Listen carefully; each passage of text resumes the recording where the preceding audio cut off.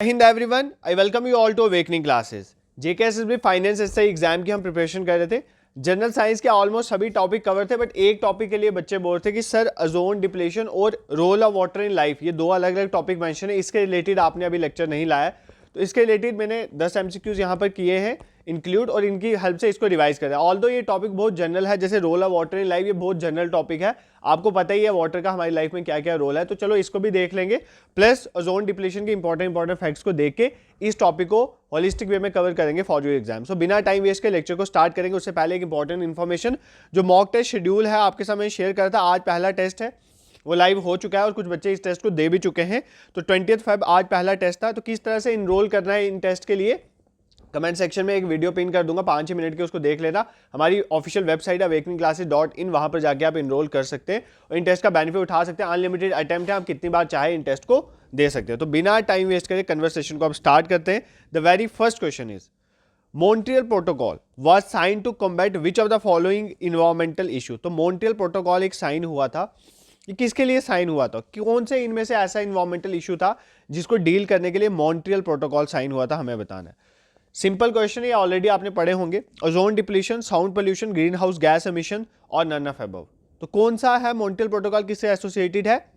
Montreal protocol associated है ozone depletion के साथ। तो जो हम टॉपिक पढ़ रहे हैं मॉन्ट्रियल प्रोटोकॉल उसी के साथ एसोसिएट। साथ से बता देता हूँ, ग्रीन हाउस गैस एमिशन के साथ एसोसिएटेड कौन सा है? ग्रीन हाउस गैस एमिशन के साथ एसोसिएटेड है हमारा क्योटो प्रोटोकॉल। कौन सा है? Kyoto protocol. Green house effect भी आपके सिलेबस में इंक्लूड है, उसको भी आज के इस लेक्चर में हमने उसके भी क्वेश्चन डाले। तो क्योटो प्रोटोकॉल जो है वो किसके साथ एसोसिएटेड है? ग्रीन हाउस गैस एमिशन के साथ। आपने कमेंट सेक्शन में बताना है क्योटो प्रोटोकॉल कब साइन हुआ था, ठीक है? मॉन्ट्रियल वाला मैं बता देता हूँ। तो देखो, अब हम मॉन्ट्रियल प्रोटोकॉल के बारे में देखेंगे। एक ग्लोबल ट्रीटी है, वर्ल्ड लेवल पे ट्रीटी हुई थी, डिफरेंट मेंबर कंट्रीज ने आपस में मिलकर 16 सितंबर, डेट याद कर लो, 16 सितंबर 1987 में एक ट्रीटी साइन करी, ठीक है? 16 सितंबर 1987 में एक ट्रीटी साइन करी मॉन्ट्रियल में। मॉन्ट्रियल एक जगह है कनाडा में, वहां पर एक ट्रीटी साइन होती है। ट्रीटी साइन किस लिए होती है? कि ओजोन लेयर को प्रोटेक्ट करना।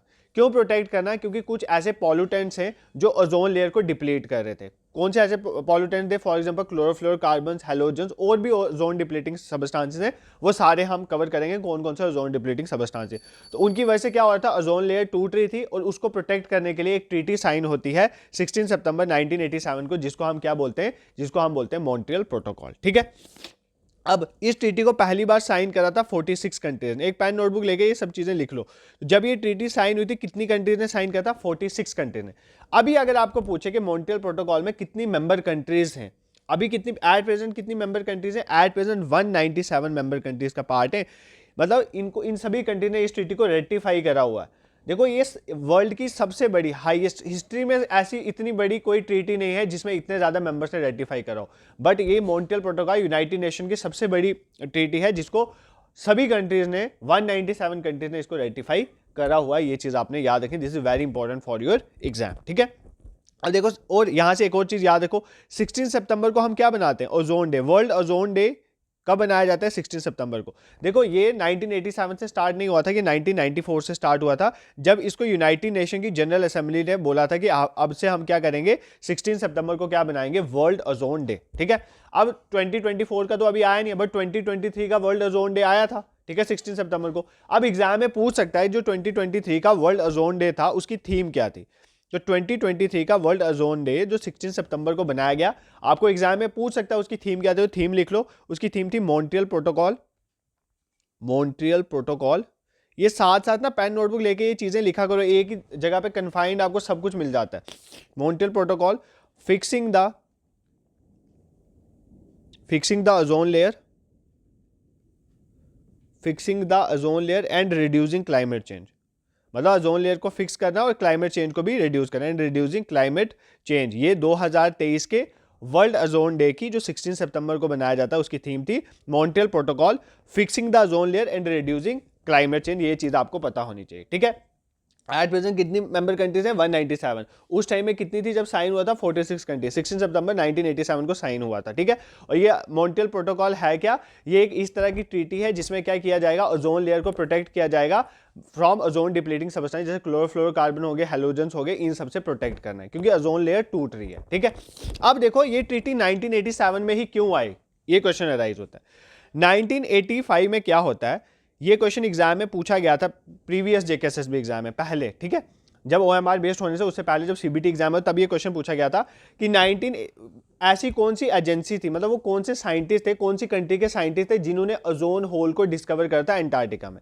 होता क्या है, 1980s की बात है, 1985 मई के टाइम में एक जर्नल, मतलब न्यूज़पेपर में एक जर्नल पब्लिश होता है, उसमें ये बोला गया कि अंटार्कटिका में जो है ओजोन होल क्रिएट हो रहा है, मतलब एक जगह ओजोन लेयर कहाँ पर है, स्ट्रेटोस्फेयर में ओजोन लेयर जो है वो खत्म हो रही है, एक होल सा क्रिएट हुआ है अंटार्कटिका में।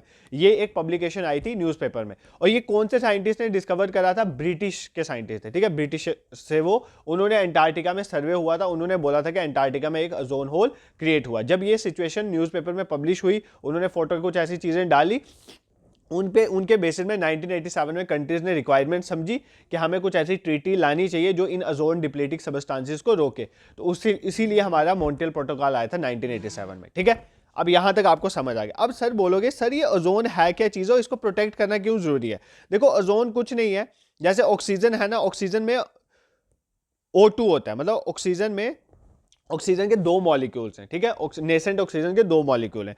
ओजोन में क्या होता है, ऑक्सीजन के 3 मॉलिक्यूल्स, O3 होता है बेसिकली ओजोन में क्या होता है, O3 होता है, ठीक है। यहां पर आपको कोई प्रॉब्लम नहीं होनी चाहिए। जैसे हमारी जो एटमॉस्फेयर उसके कुछ लेयर है, सबसे नीचे ट्रोपोस्फेयर है, उसके ऊपर स्ट्रेटोस्फेयर है, मीजोस्फेयर है, थर्मोस्फेयर है। अगर ओजोन जो है ट्रोपोस्फेयर में आ जाती है, ट्रोपोस्फेयर मतलब जहां पर हम रहते हैं, अगर ओजोन वहां पर आ जाती है, ये हमारे लिए हार्मफुल गैस है, ठीक है, या हमारे लिए बहुत हार्मफुल है। बट स्ट्रेटोस्फेयर में ओजोन लेयर का रहना बहुत इंपॉर्टेंट है। स्ट्रेटोस्फेयर में ओजोन लेयर होगी, हमारे लिए हार्मफुल नहीं है, हमारे लिए हेल्पफुल है। क्यों हेल्पफुल है, आपको पता है, जो हमारे सूर्य देवता हैं, सूरज जो है, वहां से निकलती है 3 तरह की रेडिएशन। एक होता है विजिबल लाइट जिससे हमें दिखता है, एक इंफ्रारेड रेडिएशन जो हीट लाइट प्रोड्यूस करते हैं, और तीसरी आती है अल्ट्रावायलेट रेडिएशन। ये जो यूवी रेज होती है ना, ये हमारे लिए बहुत हार्मफुल है। अगर ये हमारे बॉडी में पड़ेंगी तो स्किन कैंसर वगैरह चीजें होती है, प्लांट्स को डैमेज कर देंगी। इसको रोकती है कौन, ओजोन लेयर, जो स्ट्रेटोस्फेयर में। ओजोन लेयर इसको क्या करती है, रोकती है। अगर स्ट्रेटोस्फेयर से ओजोन लेयर खत्म हो जाएगी तो ये यूवी लाइट अर्थ में पहुंच जाएगी और इससे प्लांट्स लाइफ और ह्यूमंस की लाइफ डिस्ट्रॉय हो जाएगी, ठीक है। इसीलिए हमें ओजोन को स्ट्रेटोस्फेयर में प्रोटेक्ट करना जरूरी है। अब आप बोलोगे सर ये ओजोन टूट क्यों रहा है, होता क्या है, ये जो क्लोरोफ्लोरोकार्बन होते हैं ना, क्लोरोफ्लोरोकार्बन, हैलोजेंस या अदर ओजोन डिप्लीटिंग सब्सटेंसेस, ये जब स्पेस में जाते हैं, स्ट्रेटोस्फेयर में जाते हैं, ये क्या करते हैं, ये ओजोन O3 था ना, इस ओजोन को O3 से तोड़ के क्या बना देते हैं, O2 बना देते हैं। एक ऑक्सीजन, नेसेंट ऑक्सीजन, ये खुद ले लेते हैं, ठीक है। ऑक्सीजन को O3 को तोड़ के ये O2, ये देखो ये क्या करते हैं, O3 ऑक्सीजन ओजोन है, इसको तोड़ देते हैं O2+O में। अब ये ऑक्सीजन बन गया, इसको ये यूज कर लेते हैं, तो मतलब ओजोन नहीं रहा ना स्ट्रेटोस्फेयर में। तो ओजोन को तोड़ने का काम करते हैं कौन, क्लोरोफ्लोरोकार्बन्स और अदर ओजोन डिप्लीटिंग सब्सटेंसेस। इसकी वजह से हमारी ओजोन लेयर जो है डैमेज हो जाती है और अल्ट्रावायलेट रेडिएशन अर्थ पे पहुंचती है जो हमें डैमेज कर सकती है। इसलिए हमें ओजोन लेयर को प्रोटेक्ट करना है। तो हमें क्या करना है, क्लोरोफ्लोरोकार्बन्स और जो हैलोजेंस है इनको खत्म करना। आप ये बोलोगे सर क्लोरोफ्लोरोकार्बन्स, फ्रियॉन्स, ये चीज़ें क्या होती है, देखो जैसे रेफ्रिजरेटर है उनमें ये गैसेज एज अ यूज होती हैं, तो इसको बाद में खत्म कर दिया, अब रेफ्रिजरेटर में ये नहीं आती है, ठीक है।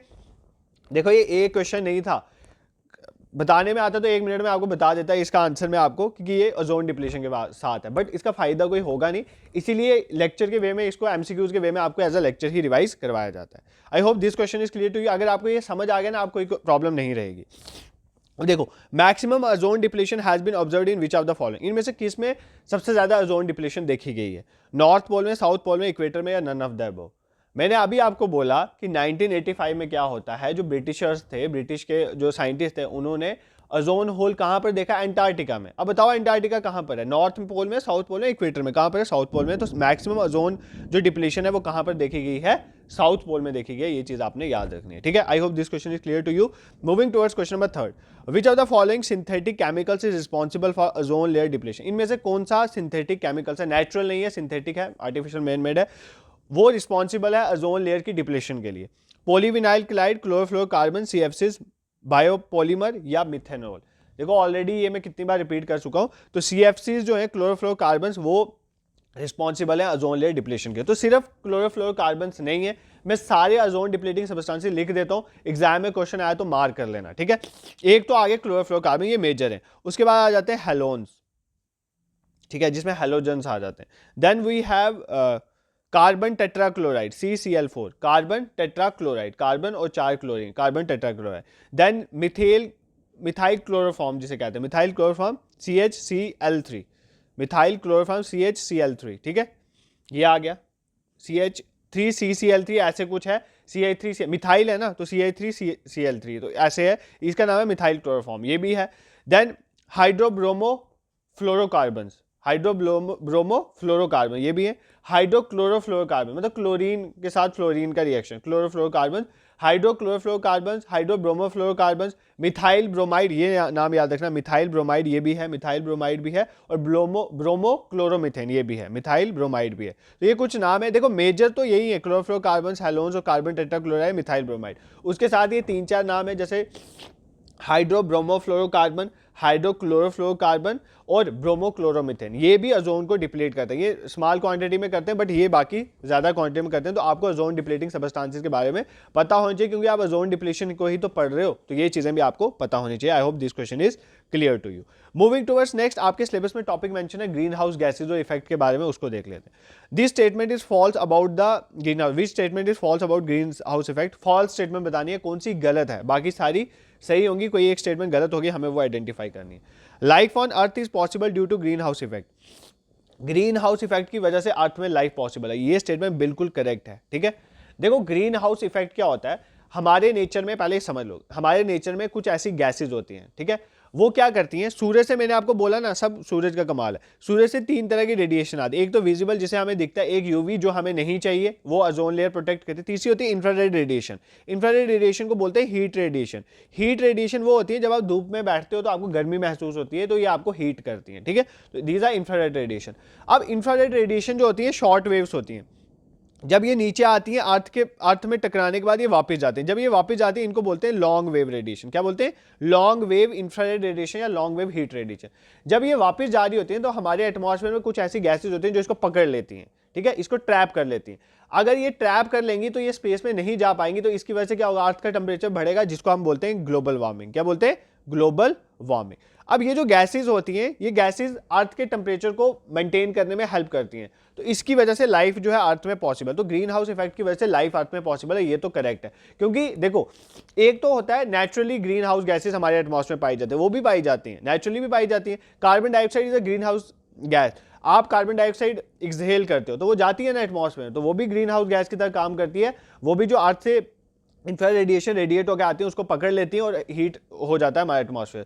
तो green house gases are important, और अर्थ में अगर लाइफ पॉसिबल है तो वो ग्रीन हाउस इफेक्ट की वजह से। ये तो स्टेटमेंट बिल्कुल करेक्ट है। If the green house effect is a natural process that maintains the earth temperature, ये बिल्कुल करेक्ट स्टेटमेंट है। अगर ग्रीन हाउस इफेक्ट नेचुरली हो, मतलब आर्टिफिशियल नहीं है, फॉर एग्जाम्पल हम पेड़ काट रहे हैं, हम पेड़ काट रहे हैं, उससे नुकसान क्या हो रहा है, हम जो कार्बन डाइऑक्साइड एक्सहेल करें या गाड़ियों में से जो कार्बन डाइऑक्साइड निकल रही है, प्लांट तो है ही नहीं उसको कंज्यूम करने के लिए, तो ये तो नेचुरल नहीं ना हुआ। नेचुरल वो होता है कि अगर हम एंथ्रोपोजेनिक, मतलब हम अपनी तरफ से ज्यादा इन गैसेस को एटमॉस्फेयर में प्रोड्यूस नहीं करें, जो ग्रीन हाउस गैसेस हैं, अगर ये नेचुरली रहेंगी तो ये बहुत इंपॉर्टेंट रोल प्ले करती है अर्थ के टेम्परेचर को मेंटेन कर। बट अगर नेचुरल प्रोसेस हो, बट आज नेचुरल नहीं, आज आर्टिफिशियल प्रोसेस हो रहा है, ठीक है, हम बहुत ज्यादा ग्रीन हाउस गैसेस को क्रिएट करें, जिसकी वजह से क्या हो रहा है, बहुत ज्यादा इंफ्रारेड रेडिएशन ट्रैप हो रही है और बहुत ज्यादा अर्थ का टेम्परेचर बढ़ रहा है, जिसको global warming that leads to climate change. फिर जब चाहते हो बारिशें हो, बारिशें नहीं होती, और जब बारिशें नहीं होनी चाहिए तो बारिशें होती है, वो सब क्लाइमेट चेंज की वजह से हो रहा है। फॉर एग्जाम्पल इस बार सर्दियों में बारिशें हो ही नहीं रही थी पहले, आपको पता है,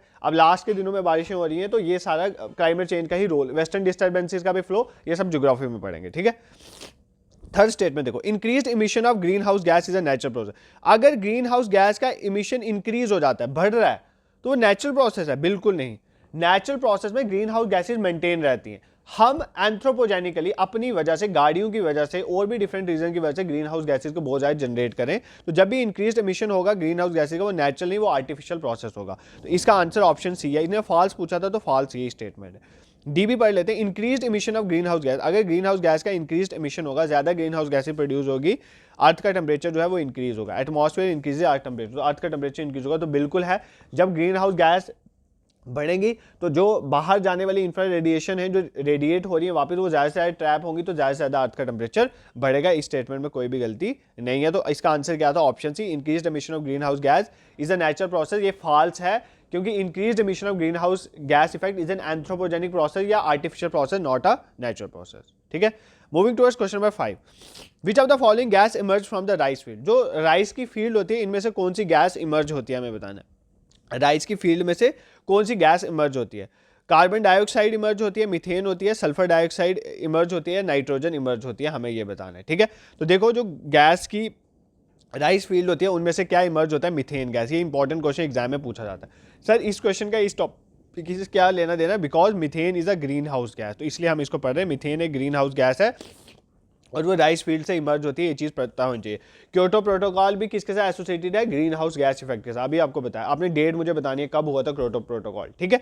अब देखो यहाँ पर एक और चीज़ मैं आपको बता देता हूँ, कौन कौन सी ग्रीन हाउस गैसेज हैं important. Primary green house gases जो इंपॉर्टेंट, ऐसे तो सेकेंडरी भी बहुत सारी है, बट प्राइमरी जो मेजर ग्रीन हाउस गैसेज है वो कौन से, for example carbon dioxide major green house gas है, देन मीथेन अभी पढ़ा, मीथेन भी है, फिर निट्रस ऑक्साइड N2O ये भी ग्रीन हाउस गैस है। Nitrogen is not a green house gas, याद रखना। नाइट्रोजन 78% हमारे एटमॉस्फेयर का रिप्रेजेंट करती है, बट वो ग्रीन हाउस गैस नहीं है, ठीक है। N2O ozone is also a green house gas effect आपने। इवन वाटर वेपर भी ग्रीन हाउस गैस का काम करते हैं, मतलब ये भी क्या करते हैं, जो इंफ्रारेड रेडिएशन बाहर जा रही होती है उनको ट्रैप करते हैं। तो ये चीज आपको पता होनी चाहिए। ग्रीन हाउस गैसेस के बारे में हमने देख लिया। Moving towards next question, same question आ गया। Which of the following atmospheric gases constitute green house gas, इनमें से कौन सी ग्रीन हाउस गैसेस हैं, carbon dioxide, nitrogen, nitrous oxide या वाटर वेपर। तो हमें सिलेक्ट करना है correct option 1 and 3, 1, 2 and 4, 1, 3 and 4 या 1 and 4। तो इनमें से कौन सी जो है गैस है कंस्टिट्यूट करता है ग्रीन हाउस गैसेज को हमें बताना है। तो इसका option C is the correct option. 1, 3 and 4 जो ऑप्शन है ये ग्रीन हाउस गैसेज हैं। देखो कार्बन डाइऑक्साइड है ना ग्रीन हाउस गैस, क्या नाइट्रोजन है, नहीं बताया। 78% हमारे एटमॉस्फेयर का अगर ये ग्रीन हाउस गैस हो ना तो अर्थ का टेम्परेचर तो बहुत गर्म हो जाए, ठीक है। निट्रस ऑक्साइड बिल्कुल है, N2O पढ़ाया था, वाटर वेपर भी है, ठीक है। इसके साथ साथ मीथेन वगैरह भी है। तो यहाँ पर ये तीन है, ये इंपॉर्टेंट ग्रीन हाउस गैसेज है, ये चीज आपने। Even oxygen is also not a green house gas, oxygen कोई हीट रेडिएशन को ट्रैप नहीं करता। ऑक्सीजन आग जलती है ऑक्सीजन की वजह से वो, बट ग्रीन हाउस गैस में इंपॉर्टेंट रोल प्ले नहीं करता। अब next, which property of water make it a versatile solvent in biological system. कौन सी प्रॉपर्टी, आप role of water in life देख रहे हैं, कौन सी ऐसी प्रॉपर्टी है वाटर की जो इसको वर्सेटाइल सॉल्वेंट बना देता है। मतलब वर्सेटाइल सॉल्वेंट वो सॉल्वेंट जो हर किसी को डिसॉल्व कर लेता है, ठीक है। तो वो किसको बनाता है, कौन सी प्रॉपर्टी है इसकी, डेंसिटी, कलर, विस्कोसिटी या पोलैरिटी। किसकी वजह से पानी सॉल्वेंट की, देखो पानी में कुछ भी घोलो घुल जाता है, मैक्सिमम चीजें तो घुल जाती है ना, वो इसकी पोलैरिटी की वजह से होती है। क्योंकि पानी में पॉजिटिव और नेगेटिव आइंस होते हैं, पोलैरिटी होती है इसमें, और जितने भी मॉलिक्यूल्स होते हैं ना सब में नेगेटिव पॉजिटिव आइंस होते हैं। तो आइंस होने की वजह से क्या होता है कि फॉर एग्जाम्पल पानी में पॉजिटिव या नेगेटिव, अगर कोई ऐसा मॉलिक्यूल डालोगे जिसमें नेगेटिव आइन है उसको पॉजिटिव अट्रैक्ट कर लेगा वाटर का, और अगर कोई पॉजिटिव डालोगे जिसमें पॉजिटिव आइन है उसको नेगेटिव अट्रैक्ट कर लेगा वाटर का। इस तरह से वाटर जो है सबको आपस अपने में घोल लेता है, इसलिए हम बोलते हैं कि पानी जो है वो वर्सेटाइल सॉल्वेंट है। ये चीज आपको पता होनी चाहिए, ठीक है। अब आपके टॉपिक का नाम है role of water in life. तो ह्यूमन लाइफ में देख लेते हैं पानी का क्या काम है। देखो पानी का सबसे बड़ा काम है, पानी बॉडी से वेस्ट को रिमूव करता है। हमारी बॉडी से वेस्ट रिमूव करने का काम कौन करता है, वाटर। हमारे बॉडी टेम्परेचर, एक तो वेस्ट को रिमूव करता है, कुछ लिख देता हूं इंपॉर्टेंट, बट बाकी आप सबको पता है पानी के क्या क्या रोल है। वाटर के रिमूवल का काम करता है, बॉडी टेम्परेचर को रेगुलेट करता है, हमारे बॉडी टेम्परेचर को मेंटेन करने में हेल्प करता है कौन, वाटर। जितने भी न्यूट्रिएंट्स हैं उन न्यूट्रिएंट्स को ट्रांसपोर्ट करने का कौन काम करता है, वाटर करता है, ठीक है। ट्रांसपोर्ट करता है न्यूट्रिएंट्स को ट्रांसपोर्ट करना। इवन हमारी डाइजेशन में हेल्प भी कौन करता है, वाटर का। और भी बहुत सारे यूजेज हैं, कुछ इंपॉर्टेंट ह्यूमन लाइफ में मैंने आपको बता दिए। For example waste removal, body temperature regulation, transport करना न्यूट्रिएंट्स को, डाइजेशन में हेल्प करना है। और भी आप कमेंट सेक्शन में बता सकते हो कि वाटर के क्या क्या रोल हैं अपनी लाइफ में। ऐसे ही पढ़ोगे ना, एक दूसरे को बताते चलोगे, कमेंट सेक्शन में लिखा करोगे, तो आपको भी चीजें जो है वो रिवाइज होती जाएंगी, ठीक है। क्या क्या क्वेश्चन दिया है, रोल ऑफ वाटर, और मैंने आपको एक और क्वेश्चन दिया कि क्योटो प्रोटोकॉल कब आया था, ये दो आपने कमेंट सेक्शन में बताने। Question number 8, which of the following is not a role of water in the human body. इनमें से कौन सा डायरेक्ट रोल वाटर का नहीं है ह्यूमन बॉडी में। नॉट पूछा है, ये चीज स्टेटमेंट देखा करो। Providing energy, facilitating digestion, regulating body temperature, transporting nutrient, ये तीनों तो हैं भाई। एनर्जी प्रोवाइड करना कोई भी डायरेक्ट काम नहीं है वाटर का human body. Providing energy is not a direct role of water in human body, ये चीज आपने याद रखनी है। Moving towards next question, how much water is present in human body. Human body में कितना पानी प्रेजेंट है, 65%, 75%, 95%, नन ऑफ द अबव। देखो ह्यूमन बॉडी में अगर हम बात करें 70 to 80% पानी होता है, ठीक है। 70 to 80% पानी। आप बोलोगे सर कमेंट इसमें ऑप्शंस में तो है नहीं 70 या 80, तो इसका एवरेज ले लो, इसका एवरेज कितना आएगा 75%। तो एवरेज बात करें तो 75% जो ह्यूमन बॉडी में पानी है। अगर प्लांट्स की बात करेंगे ना, प्लांट्स में नियर अबाउट 80 to 90% जो है वो पानी है। एवरेज ले लें तो 85% प्लांट्स में पानी होता है। ह्यूमंस में 75%, 70 to 80% के बीच में, और प्लांट में 80 to 90% के बीच में पानी होता है। ये चीज आपने याद रखनी है। Moving towards last question for today, the amount of water lost by plants due to transportation and guttation is called. देखो जो पानी लॉस होता है प्लांट्स में ट्रांसपीरेशन की वजह से और ग्यूटेशन की वजह से, दोनों आपको पढ़ा है। ग्यूटेशन होता है जो टिप ऑफ द लीफ से निकलता है, ट्रांसपीरेशन होता है इवेपोरेशन की वजह से ट्रांसपीरेशन में पानी निकलता है। ये पढ़ाया था आपको ट्रांसपोर्टेशन इन प्लांट्स वाले टॉपिक में। तो कितना अमाउंट ऑफ वाटर लॉस करते हैं प्लांट इन दोनों की वजह से? 98%, 12%, 92%, 50%। तो देखो 98% पानी ऑलमोस्ट जो है, जो पानी प्लांट्स का लॉस, जैसे हमारे में होता है ना, स्वेट में होता है, स्वेट से होता है, यूरिन से होता है, पानी लॉस होता है, इसी तरह प्लांट्स में जो है 98% पानी ट्रांसपीरेशन और ग्यूटेशन की वजह से ही लूज होता है। ये चीज आपने याद रखनी है, ठीक है। I hope this is clear to you. तो ये 10 क्वेश्चन के थ्रू हमने इस टॉपिक, ऑल्दो ये टॉपिक ना थोड़ा इसमें फैक्चुअल तो ओजोन का, ये ग्रीन हाउस गैसेज का ही था, role of water in life तो थोड़ा ऐसे मतलब खुद सोचने वाला टॉपिक है, क्वेश्चन आएगा दिमाग में आप करोगे तो ऐसे इसमें फैक्चुअल डेटा तो होता नहीं है कोई। तो बाकी मॉक टेस्ट शेड्यूल मैंने आपके साथ शेयर कर दिया, इसको जरूर ज्वाइन करो। देखो हम मॉक टेस्ट इसी तरह से बनाते हैं जो कि मेन एग्जाम में मतलब रिपीटेटिव ना हो और उस तरह के क्वेश्चन पूछे जाए। तो इस तरह से प्रीवियस ईयर क्वेश्चन को ध्यान में रख के ही मॉक टेस्ट आपका फ्रेम किया जाता है। तो आप मॉक टेस्ट का जरूर बेनिफिट उठाओ। इवन हम इसमें 2 मॉक टेस्ट आपको एमसीक्यूज फॉर्मेट में, जैसे फॉर एग्जाम्पल ओएमआर बेस्ड होता है ना आपका एग्जाम, उस फॉर्मेट में भी प्रोवाइड करेंगे, ताकि उस वे में भी आप इस एग्जाम को क्वालिफाई करने में आपको हेल्प करेगा, ठीक है। This is it for today. और जो 2 क्वेश्चन मैंने आपको दिए, क्वार्टर प्रोटोकॉल और role of water in human life, उसके रिलेटेड कुछ ना कुछ कमेंट सेक्शन में लिखना, ताकि एक दूसरे को, अगर आप सभी बच्चे लिखोगे तो दूसरे भी पढ़ेंगे, सबको हेल्प मिलेगी, ठीक है। तो एजुकेशन बांट के ही बढ़ती है, इसलिए शेयर भी करा करो। तो अगर आपको कंटेंट भी हमारा पसंद है तो चैनल को भी शेयर करो और टेलीग्राम ग्रुप को जरूर ज्वाइन करो। कोई भी इन्फॉर्मेशन हो हम वहीं पे प्रोवाइड करते हैं। This is it for today. Thank you so much for watching.